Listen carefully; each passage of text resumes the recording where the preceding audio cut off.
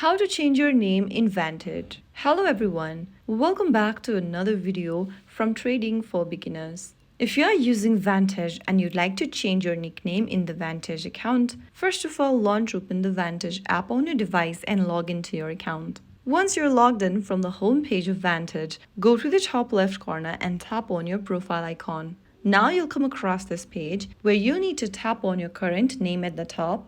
And then from the profile section, you'll be able to see a pencil button right next to your current name at the top. Tap on it and enter a new name you want to change to. Once you are done, click on Save at the bottom and you have successfully changed your nickname or your name in Vantage. So that's how it's super easily done. You can always come back and repeat this step to change your nickname whenever you want. If you found the video helpful, don't forget to like, share and subscribe to our channel. I will see you again in the next video. Thank you for watching.